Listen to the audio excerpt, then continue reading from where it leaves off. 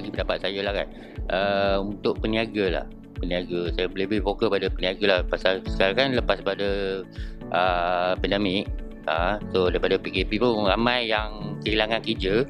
So lebih sepatutnya kerajaan boleh fokus pada peniaga lah, peniaga kecil. Setakat sekarang ni memang mahal lah untuk lot-lot kedai nak disewakan kan. Minta dikurangkan, dibantu dalam segi penyewaan kedai-kedai lot-lot ni. Sangat membantulah.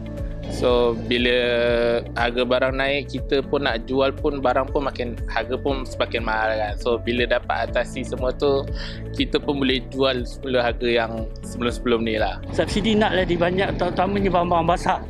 Ya, barang-barang dapur. Itu utama. Subsidi. Lepas tu bantuan. Hendaklah bagi bantuan macam pukal ke, macam tak kira macam mana bantuan. Tidak semestinya bantuan kewangan. Kemudahan-kemudahan yang lain juga perlulah. Contohnya macam infrastruktur kan, selain daripada infrastruktur pendidikan, mungkin beasiswa kan kepada semualah kan. Kemudian dari segi kemudahan kesihatan yang lebih baik. Saya berharap sangatlah pada pihak kerajaan dapatlah mempertimbangkan apa-apa requestment ke apa-apa permintaan permohonan daripada rakyat. Assalamualaikum, selamat pagi kepada semua penonton Malaysia. Hari ini bersiaran bersama kami untuk 7 Oktober 2022 di hari Jumaat penuh barakah. Apa yang kita saksikan sebentar tadi, itu harapan dan juga impian setiap rakyat jika hari ini bajet 2023 bakal dibentangkan. Ya, betul. Bajet. Itu semua yang diperkatakan pada ketika ini, termasuklah di mana-mana platform sekalipun, media sosial ataupun di dunia realiti, itu perbincangannya dan itu fokusnya juga bersama kami sepanjang Malaysia hari ini pada pagi ini, kerana kita nak tahu berkenaan dengan bagaimana untuk kita meneruskan kelestarian dari sudut perkembangan kehidupan. Kita semua diduga kan berkaitan dengan pandemik, dan itu mungkin antara perkara yang telah pun dilalui, telah pun ditangani pada ketika ini. Cuma kesinambungannya sahaja yang menjadi perhatian pada ketika ini.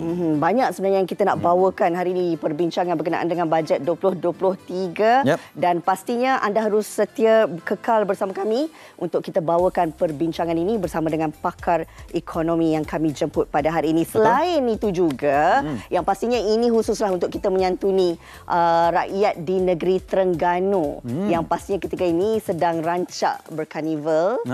KJH sudah pun kembali untuk kali keduanya di Kuala Terengganu. Ya, seperti yang anda saksikan, kami berdua memang tidak sempatlah untuk ke sana pada pagi ini. Tapi rakan-rakan kami yang berada di sana, kerana tahun 2022 ini, Karnival Jom Heboh memang sangat heboh.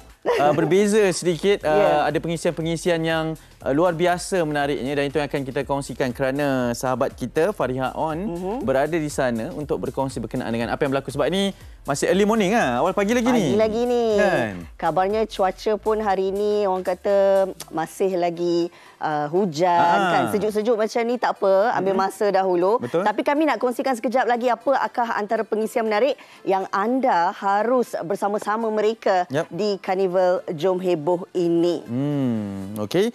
Kita nak teruskan perkongsian. Ini di Dada Akhbar, kami mulakan terlebih dahulu. Saya nak bacakan di Cosmo, di muka hadapannya. Antara perincian yang dibawakan adalah berkaitan dengan isu banjir juga pada ketika ini. Kita tahu monsun timur laut pada ketika ini, musim tengkujuh sedang dan bakal dipersiapkan, dan tiada tebatan banjir. Sungai Masih Cetek dan Longkang Sumbat ini yang berlaku di Bentong, dan untuk kebimbangannya sekali lagi tenggelam, dan penduduk kampung juga pada ketika ini sedang bersiap siaga, termasuklah saya percaya pihak berkuasa tempatan, dan elok rasanya kecaknaan ini kita bisingkan lagi, kita kuatkan kebimbangan ini supaya semua bersedia tentang apa saja kemungkinan yang berlaku ya.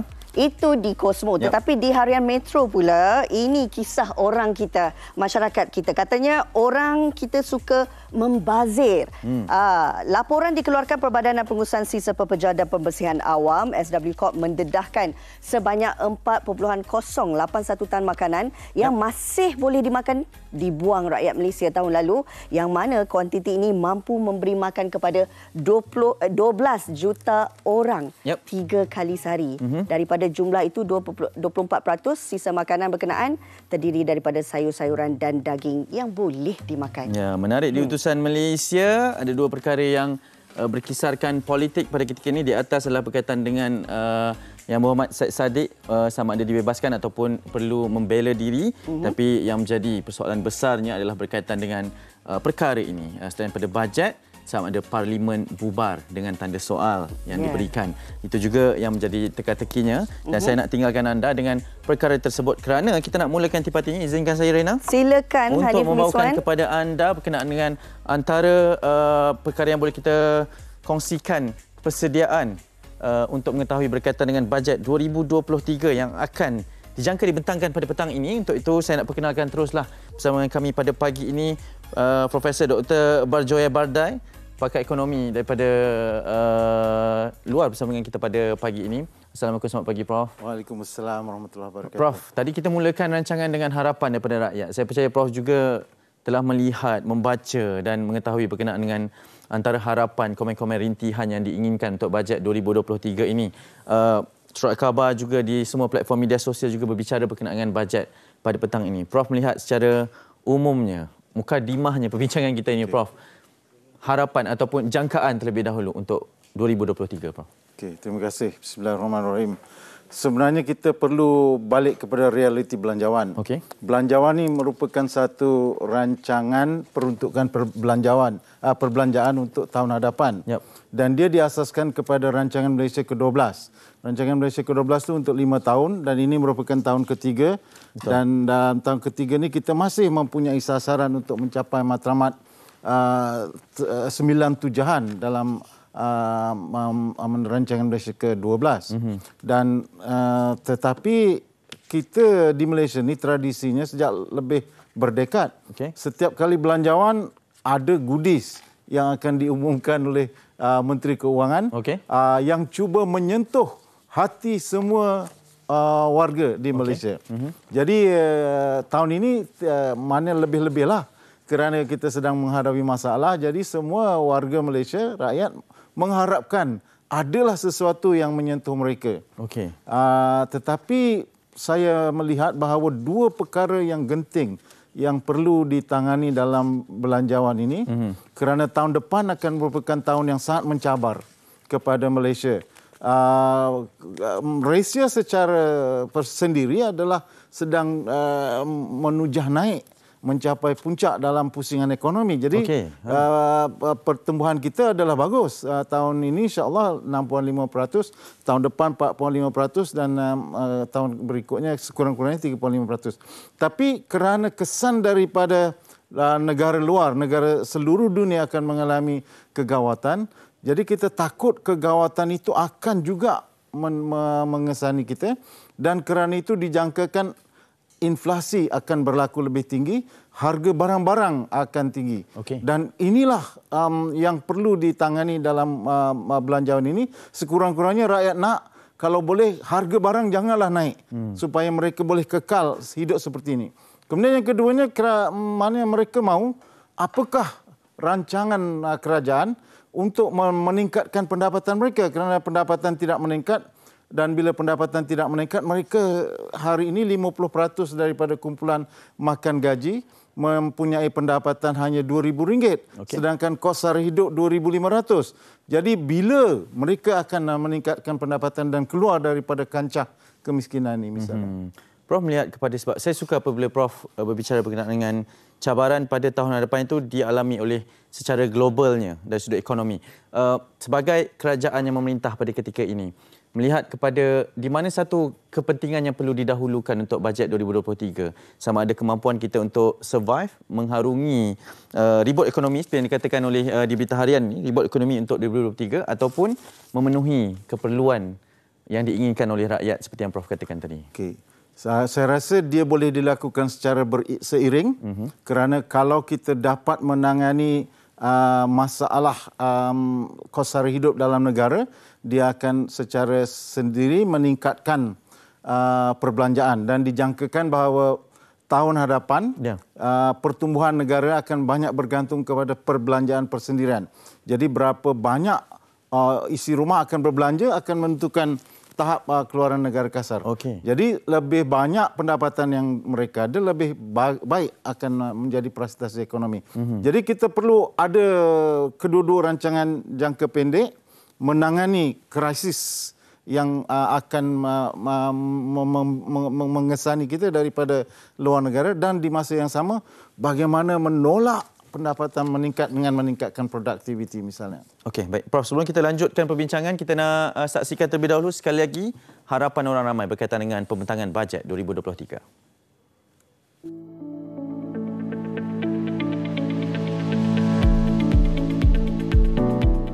Naikkan baliklah ekonomi untuk rakyat Malaysia ni. Lepas tu dengan harga barang kalau boleh turunkan. Lepas tu untuk bantuan-bantuan, dia macam sebelum ni memang ada bantuan kan, tapi kalau boleh untuk pandang untuk generasi-generasi yang akan datang ni. Harapan saya sebagai seorang rakyat Malaysia supaya kerajaan mengaktifkan kembali hasrat untuk menyokong pendidikan ke peringkat yang lebih tinggi melalui pembiayaan My Brain, My PhD, bukan setakat kepada bidang-bidang yang tertentu sahaja, tetapi secara menyeluruh supaya kita mendapatkan pembangunan pendidikan secara holistik untuk seluruh negara. Saya mengharapkan belanjawan 2023 ni lebih banyak melihat peruntukan diberikan kepada sektor-sektor yang inilah, terutama sekali dalam pembangunan program pendidikan awal kanak-kanak. Kerana kanak-kanak ni sebenarnya ialah aset negara kita. So kita memang kena banyaklah laburkan sedikitlah kita punya kewangan untuk perkembangan mereka. So pada pendapat saya harap lebih banyak melihat kepada arah itulah dalam belanjawan 2023. Berhubung dengan bajet ini, saya mengharap benarlah agar kerajaan dapat memberi sedikit pertambahan kepada institusi pendidikan, sama ada pendidikan di peringkat rendah, peringkat menengah ataupun di peringkat institusi pendidikan tinggi. Dan lebih-lebih lagi fokusnya adalah kepada pendidikan TVET. Harapan saya untuk bajet 2023 akan datang adalah untuk sebagai saya as student, saya lagi prefer untuk kerajaan selaraskan lagi bantuan kepada semua pelajar, tak kira sama ada T20 ataupun B40. So by that tiada unsur yang pilih kasih, tiada unsur yang diorang akan pertikaikan kenapa yang ni akan dapat lebih apa semua. So contohnya macam bantuan tablet, tak semestinya golongan T20 boleh beli dengan duit sendiri. Macam baik, harapannya berkaitan dengan pembelanjaan ekonomi dan juga pendidikan. Itu yang diberitahu berkenaan dengan harapan orang ramai kepada bajet pada kali ini. Saya masih bersama Profesor Dr. Barjoya Bardai, pakar ekonomi. Prof, harapan pastinya di setiap sektor ini bergantung kepada di mana yang kita berada lah, itu menurut kemahuan rakyat. Bagi Prof sendiri melihat kepada pembacaan ekonomi, tujuan ekonomi kita baik menurut Prof tadi, tetapi untuk 2023 ini kerajaan yang memerintah pada petang ini, sektor mana yang perlu diberi perhatian dan dijangka akan diberi perhatian, Prof? Okey. Seperti biasa, 3 sektor utama yang akan diberikan tumpuan ialah pendidikan. Setiap tahun sektor pendidikan mendapat peruntukan lebih 20%. Okay. Dan ini saya rasa akan terus ditingkatkan. Tapi saya harap kita juga melihat kualiti pendidikan, sebab ada komen-komen yang pedas kata sistem pendidikan kita adalah terkebelakang 10 tahun dari Finland misalnya. Okay. Jadi kita perlu melihat itu mana, dan pendidikan tinggi. Saya suka komen tentang Tibet tadi, kita perlu meningkatkan pertumbuhan kumpulan yang lebih mahir dalam bidang Tibet ini, khususnya berkait dengan digital ekonomi, kerana ini akan meningkatkan produktiviti dan pendapatan. Kemudian sektor keselamatan menjadi tumpuan utama juga. Kita perlu mengawal sempadan kita, dan sekarang dikata terlampau ramai pekerja-pekerja asing yang tidak sah pun, hanya berkali ganda daripada jumlah yang sah misalnya. Kemudian sektor kesihatan masih memerlukan tumpuan, walaupun kita dah keluar daripada COVID-19. Kita boleh mengurangkan sedikit belanjawan untuk COVID-19, tapi kita perlu meningkatkan pelaburan dalam infrastruktur kesihatan, bilangan doktor dan kapasiti kita untuk merawat.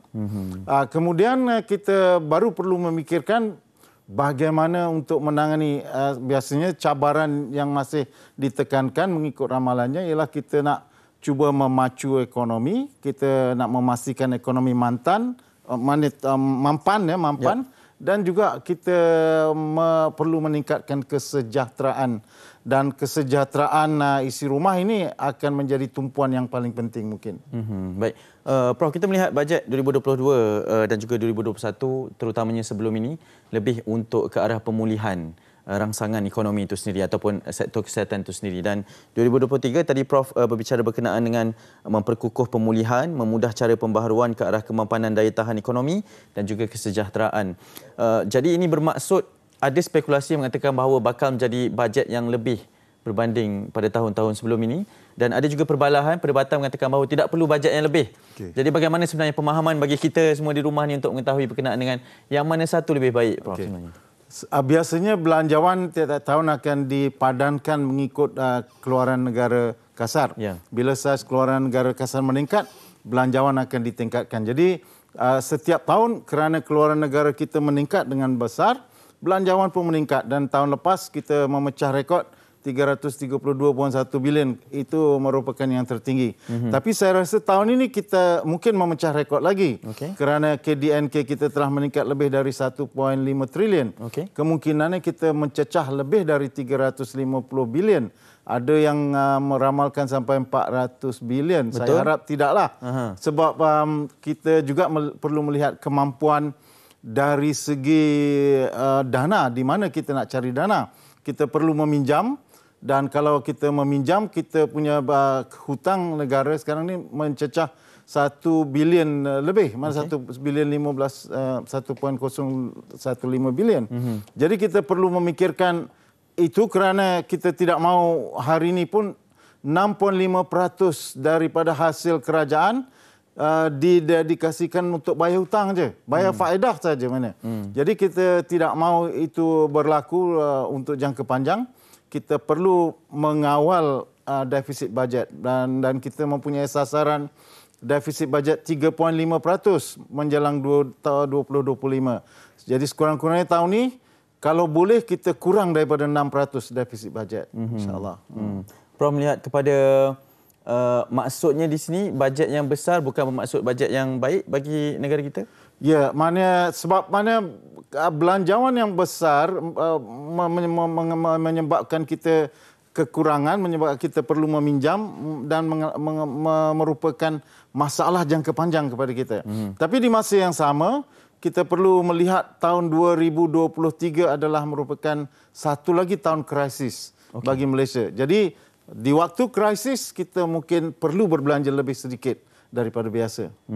Prof, harapannya untuk 2023 pembentangan bajet yang dijangka pada petang ini, Prof, dari sudut ekonomi, dari sudut sebagai seorang rakyat juga, melihat kepada harapan kita nak seiring pembangunan negara bersama dengan kesejahteraan rakyat ini, harapannya kepada pembentangan ini? Yang paling pentingnya kita perlu, kita mengharapkan bahawa kerajaan akan melihat bagaimana nak mengawal harga. Bagaimana nak memastikan sekurang-kurangnya harga makanan stabil, tidak meningkat. Kerana sebenarnya kita berbelanja 65 bilion untuk makanan setiap tahun, dan kita mengimport banyak daripada jumlah makanan yang kita ni. Jadi bagaimana nak mengimbangi itu, kita perlu melihat bagaimana kerajaan mengawal. Kita ada jawatan kuasa jihad inflasi. Kita mengharapkan ia akan menjadi jawatan kuasa yang baru menggantikan COVID-19 yang aktif.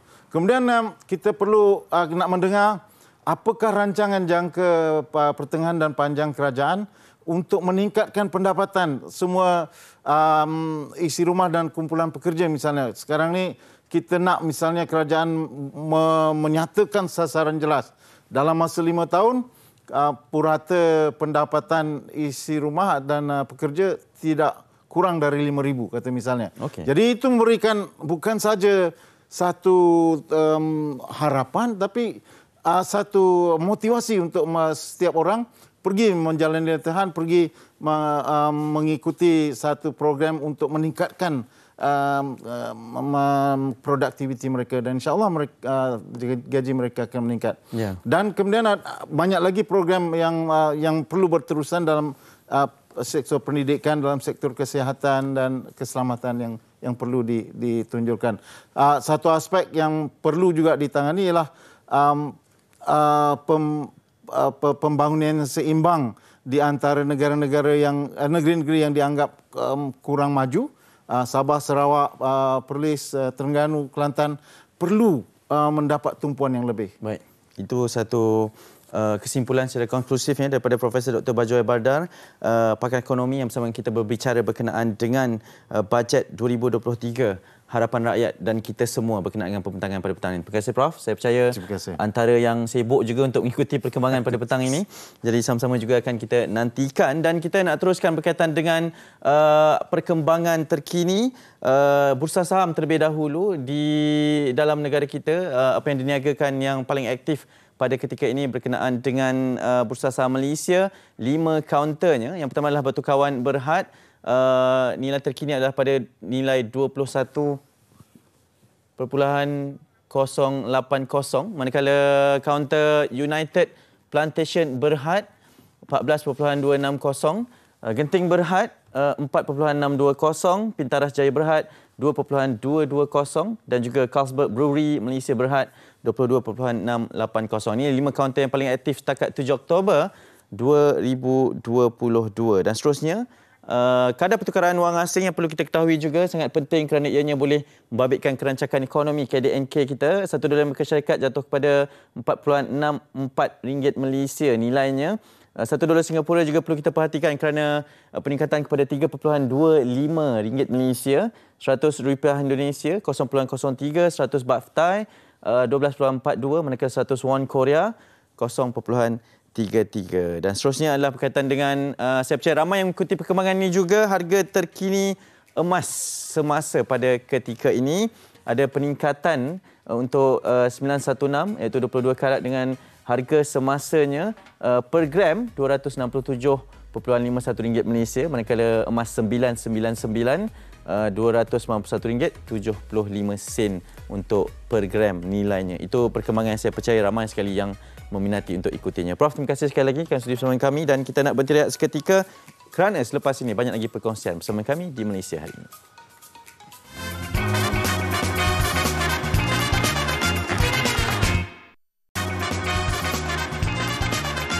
Seperti yang kita janjikan, apa janji tu?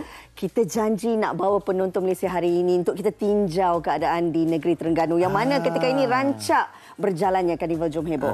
Ni di Kuala Terengganu ya? Ya, betul. Kabarnya di Kompleks Sukan Gong Badak sedang berlangsung pada ketika ini. Ni kita baru nak panaskan keadaan lah ni. Betul. Tapi kita tak boleh nak cerita panjang-panjang sangat, Borena. Tak boleh. Kerana kita tak berada di sana. Betul, ni tak utara. berada pula. Kita tak pergi sana. Itu pun utara juga. Jadi teruslah kepada Fariha. Mungkin ada perkongsiannya berkaitan dengan apa yang berlaku di sana, Fariha. Silakan. Silakan.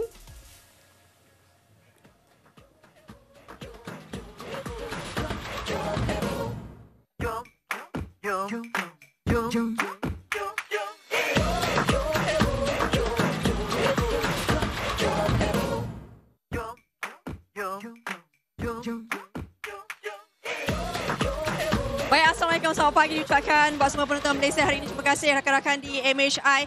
Kami bawakan sedikit perkembangan dari tapak Karnival Jom Heboh 2022. Ini merupakan lokasi kedua untuk tahun ini di mana di pekarangan Kompleks Sukan Negeri Terengganu.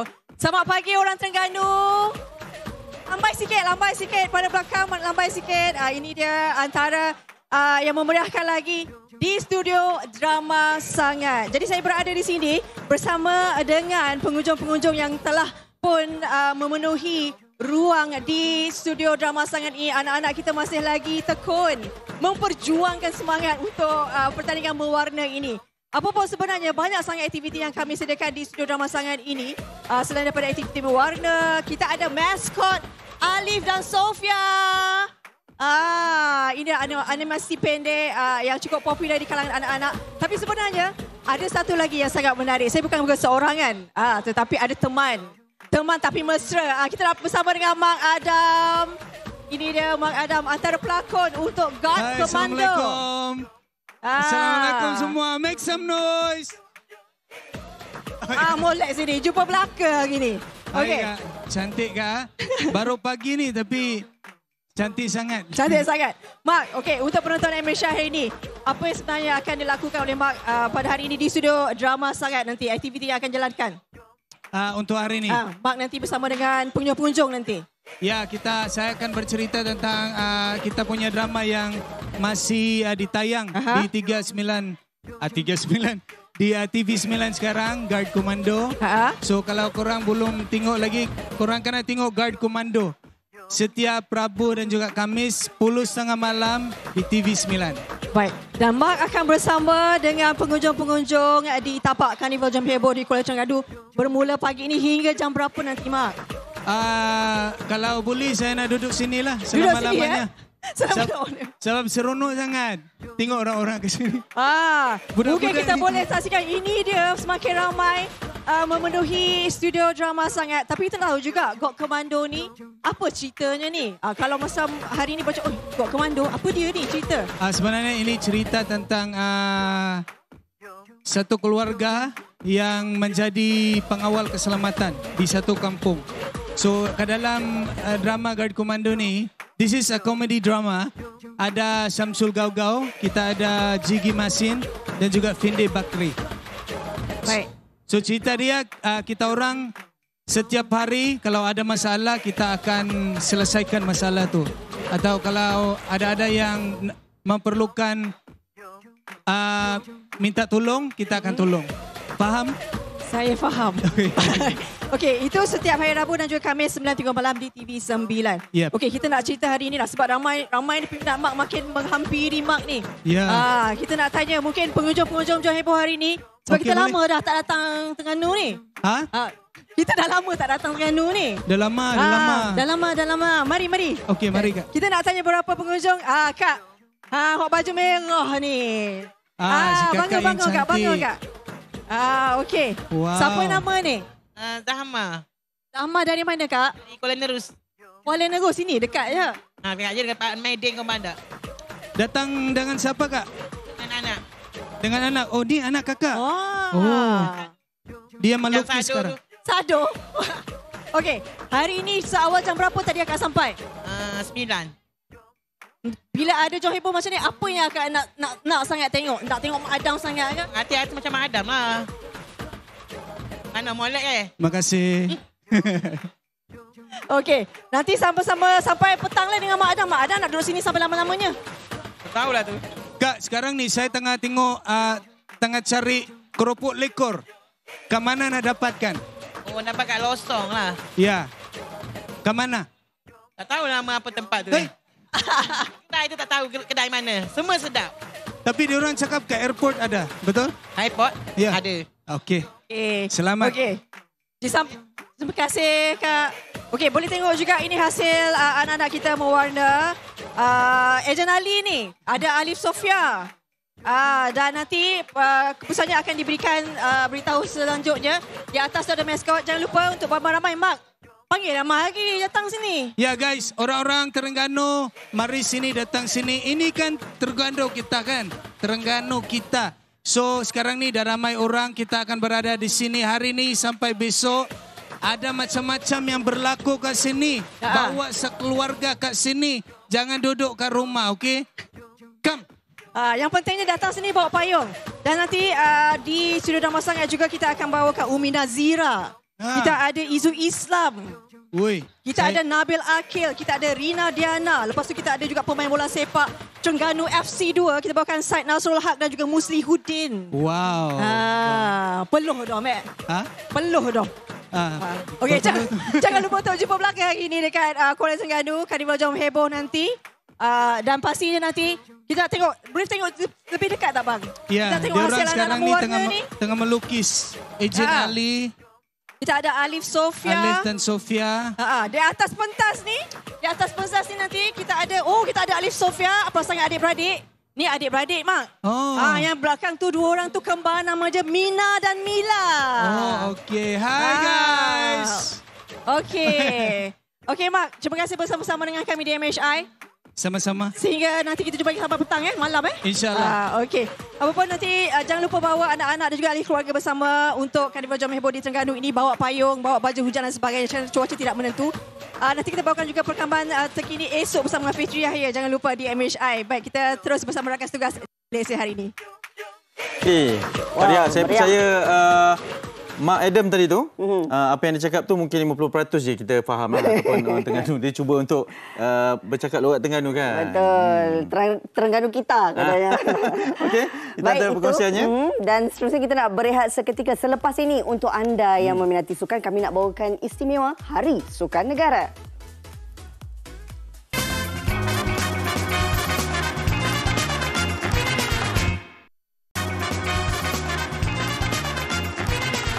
Hari Sukan Negara 2022 diadakan secara serentak pada 7 hingga 9 Oktober ini di seluruh negara. Dan yang pastinya hari ini kita nak mengetahui apakah antara intipati penganjurannya.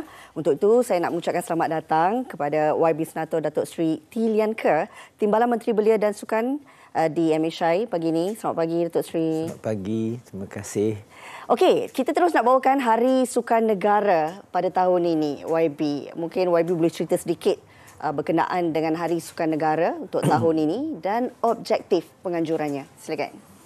Hari Sukan Negara adalah agenda Kementerian Belia dan Sukan di mana kita mahu membudayakan sukan sebagai way of life di kalangan masyarakat Malaysia secara keseluruhannya.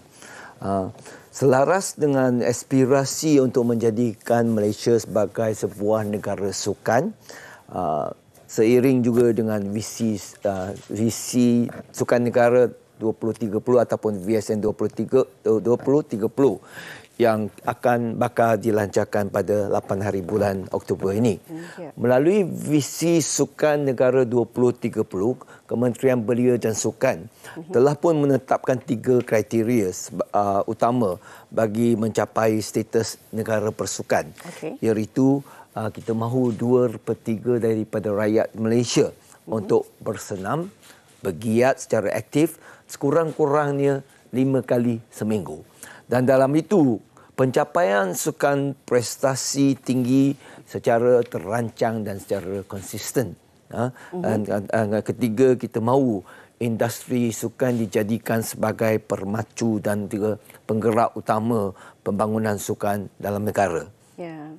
Dan bila Datuk Seri menyebut tentang salah satu kriterianya 2/3 rakyat Malaysia bersenam dan bergiat aktif sekurang-kurangnya 5 kali seminggu. Saya belum buat lagi 5 kali seminggu, Datuk Seri.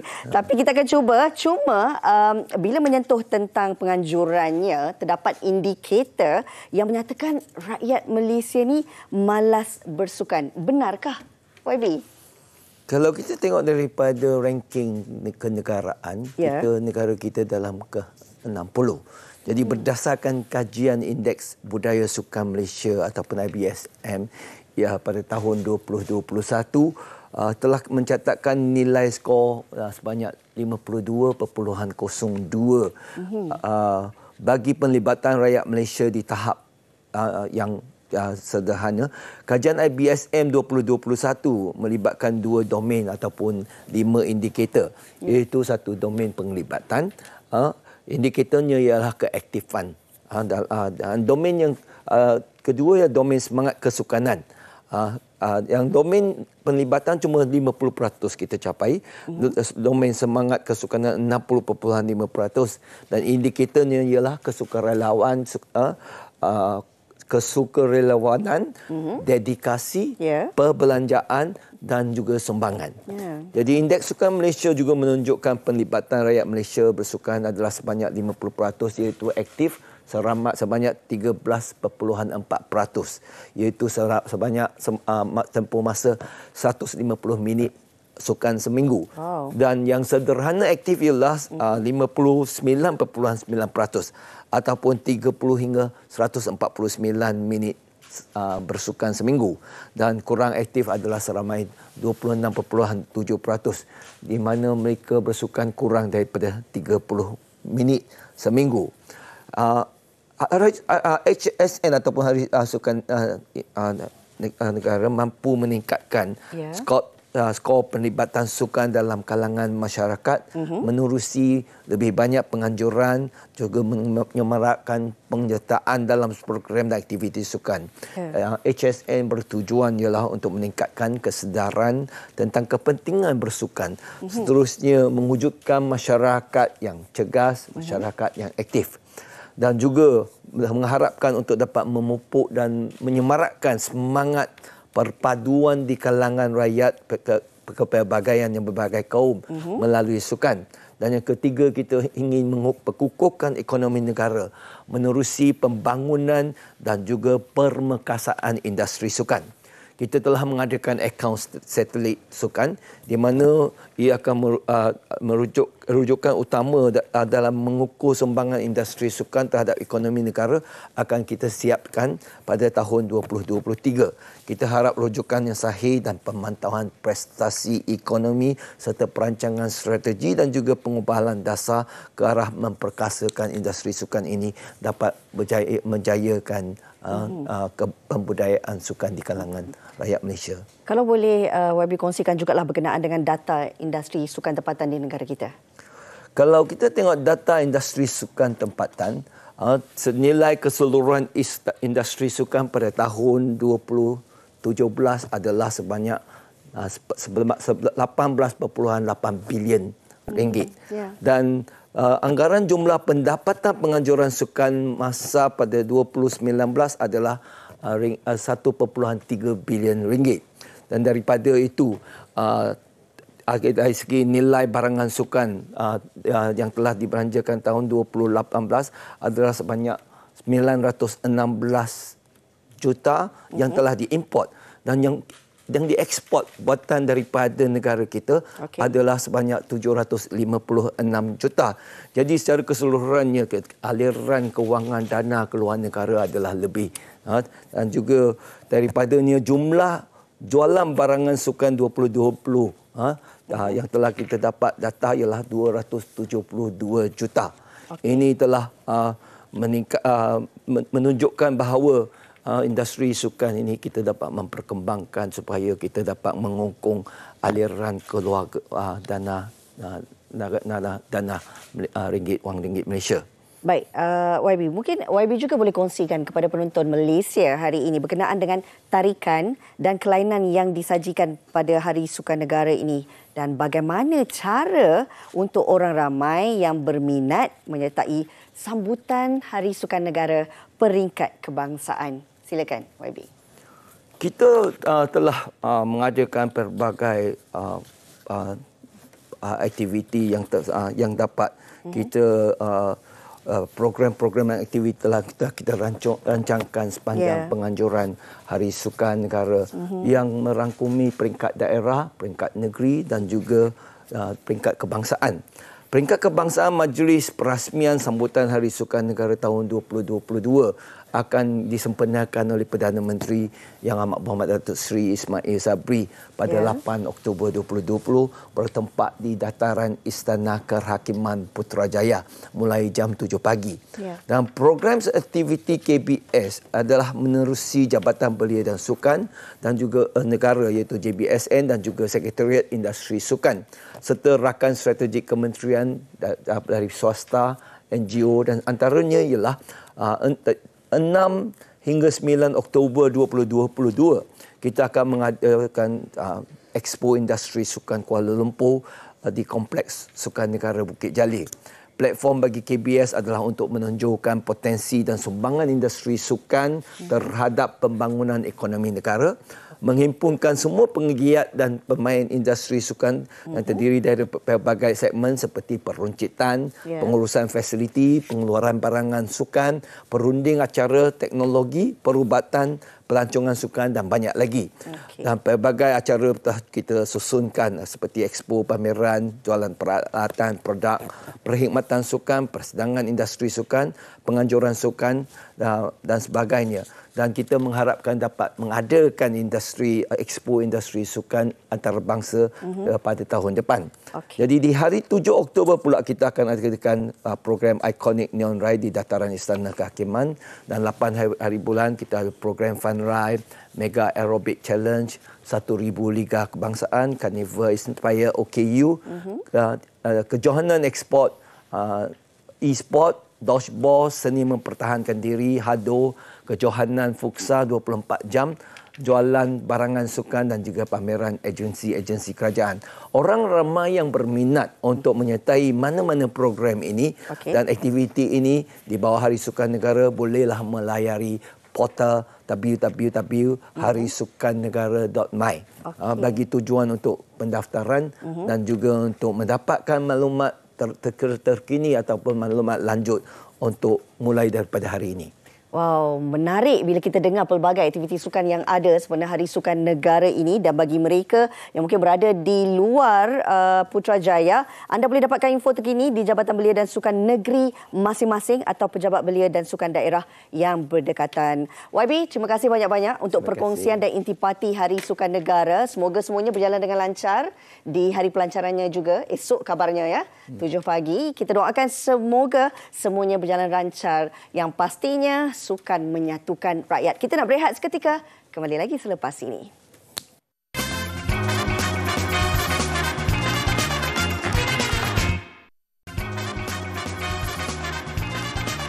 Saya berbangga dapat bersama-sama membantu membina Masjid Nurul Islamiah Sungai Chio, Rawang. Infak anda bukan saja akan disalurkan untuk pembinaan semula Masjid Nurul Islamiah Sungai Chio, Rawang, tetapi infak anda juga akan disalurkan ke dana pembinaan dan pengurusan Ma'had Tahfiz Sains Fatimah Az-Zahra Gombak. Fastabiqul khairat. Bersama kami di Malaysia hari ini, itu perinciannya untuk kami bawakan kepada anda, perkongsian berkaitan dengan cintai sifat mulia Rasulullah sallallahu alaihi wasallam, dan saya nak terus bersama dengan Al-Fadhil Ustaz Syed Abdul Kadir Al-Jufri, Duta Pertubuhan Mihrab, bersama dengan kita. Assalamualaikum, selamat pagi Ustaz.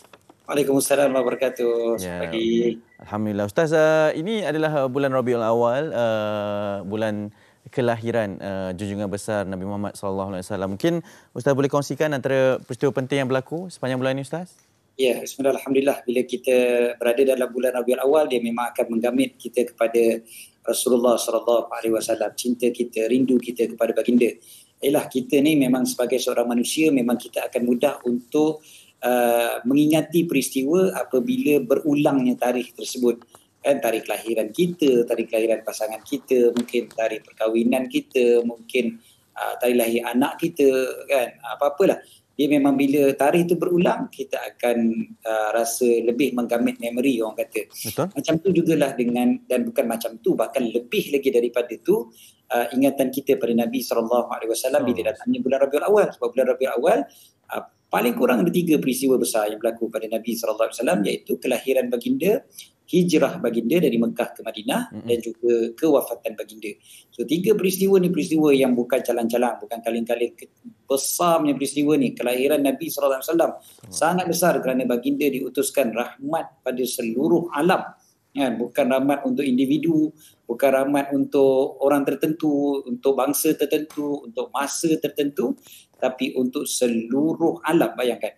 Jadi kelahiran Nabi SAW ni memang satu peristiwa yang disambut dengan begitu kesyukuran, bersyukurnya para mukminin, orang Islam, kan, tak kira di mana pun berada, daripada timur sampai ke barat, daripada zaman dulu sampai zaman sekarang, sampai saja bulan Rabiul Awal memang mereka akan sambut.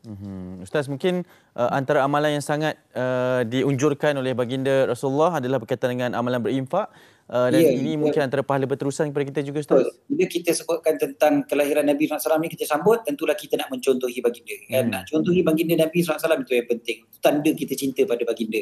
So salah satu daripada cara kita mencontohi baginda, baginda adalah seorang yang pemurah, lebih pemurah daripada angin yang bertiup. Jadi kita pun tolong sama-sama membantu berinfak dan sebagainya. Jadi Pertubuhan Mihrab datang dengan kempen membangun aset-aset Islam. Tujuannya adalah untuk kumpulkan dana untuk pembangunan masjid dengan tahfiz. Yang sekarang ni kita fokus pada 2 projek. Satunya adalah untuk Masjid Nurul Islamiah Sungai Chio, Rawang, yang memang kita dah kerap kali tunjukkan pun paparan betapa dhaifnya dan betapa mereka memerlukan kepada masjid yang baru. Jadi Masjid Nurul Islamiah Sungai Chio, Rawang ni dah melantik pihak Pertubuhan Mihrab untuk kumpulkan dana bagi pembinaan masjid yang insya-Allah lebih baik, untuk kegunaan para jemaah di Sungai Chor Rawang dan juga mereka yang lalu lah dekat kawasan tersebut. InsyaAllah nanti ada ruang solat yang selesa, kan, ada tempat letak kereta yang selesa, ada bilik pengurusan jenazah, ada bilik kuliah dan sebagainya. Selain daripada itu, kita juga ada pembangunan Mak Tafiz Sains Fatimah Zahra. Sekarang ni Mak Tafiz Sains Fatimah Zahra masih lagi menyewa bangunan untuk menjalankan sesi pembelajaran, tapi ruang dan kemudahan yang sedia ada tu memang sangatlah terhad. Kerana pertemuan pelajar yang memang makin ramai. Ini adalah gambar yang kita boleh tengok ni adalah gambaran insya-Allah Mak Tafiz Sains Fatimah Az-Zahra yang baru insya-Allah, sebab Mak Tafiz dah beli tanah. Cumanya dana yang diperlukan masih lagi tidak mencukupi. Jadi kalau dah siap nanti kita boleh tengok ni kan, bukan sekadar ada sekolah rendah, dia jadi one stop center insya-Allah untuk mereka yang berada Barang Perak. Jadi insya-Allah bila setiap kali kita infak melalui Pertubuhan Mihrab, kan ada nombor akaun yang tertera di bawah skrin TV kita masing-masing, ada nombor telefon yang kita boleh hubungi, ada website, terus pergi kepada infakmihrab.com. InsyaAllah setiap sen yang kita salurkan itu dia akan menjadi amal jariah yang bersambung, berpanjangan untuk kita insyaAllah. Kita bayangkan tengok budak-budak yang ada dekat skrin TV kita ni, anak-anak ini mereka bakal baca Quran, mereka akan menyampaikan Al-Quran, mereka akan berkhidmat untuk masyarakat, untuk negara, kan, mudah-mudahan ada saham pahala untuk kita yang berpanjangan insya-Allah. Ustaz, sekali lagi alang-alang kita dah pertontonkan ini cara-cara untuk berinfaknya Ustaz. Terus saja ke infakmihrab.com, ini cara paling mudah sebenarnya, kan, www.infakmihrab.com. Ini paling senang sekali, tekan terus nampak dan kita boleh nampak sekali berapa lagi kutipan yang kita perlukan daripada masa ke semasa, ataupun terus hubungi nombor WhatsApp yang tertera tu 0111963286, ataupun ada cara melalui nombor akaun yang tertera, ataupun boleh scan saja QR code. Ada dua jenis infak yang kita cadangkan, satu infak yang berbentuk umum, satu lagi yang namanya My Istiqamah yang berbentuk potongan debit secara berterusan. Jadi insya-Allah kalau kita lupa pun kan pahala tu dapat juga. Dan satu lagi, kalau kita dah meninggal dunia nanti pun niat kita untuk berterusan bagi infak itu Allah Ta'ala kira. Wow, baik, ini cara yang mudah telah pun dikongsikan oleh Ustaz berkaitan dengan dua kempen ini. Yang pertamanya berkenaan dengan Masjid Nurul Islamiah Sungai Choh dan juga pembangunan Mahat Tafiz Sains Fatimah Az-Zahra. Ustaz, terima kasih banyak. Ini caranya untuk terus berinfak bersama dengan Pertubuhan Mihrab. Kita ucapkan terima kasih kepada Ustaz Said Abdul Kadir Al-Jufri, Duta Pertubuhan Mihrab bersama kita pada pagi ini. Semoga berjaya Ustaz ya. Amin. Ya, Assalamualaikum. Assalamualaikum. Baik, itu dia berkaitan dengan perkembangan tersebut. Rina baru balik bersukan ke apa ni? Penat tadi berjoging tau. Cepat ya, awal tak galut lah orang kata ya. Galut, kita buat awal-awal. Okey, baik, kita dah sampai pun ke penghujung siaran dan pastinya jangan lupa untuk ikuti pembentangan bajet 2023 petang ini, ikuti kupasan sepenuhnya pelbagai sudut pandangan melalui laman sesawang kami www.bulletintv3.my. Yap, okey, kita jumpa esok kerana esok berkaitan dengan aktiviti sukan di hujung minggu bersempena dengan Hari Sukan Negara. Okey, dari Putrajaya juga kita bawakan, dari Terengganu juga akan kita kongsikan. Baik, jumpa lagi. Assalamualaikum. Bye, senyum selalu. Pasti bangga atas nama bangsa Malaysia. Sekian lama merdeka, tertumpahnya cinta.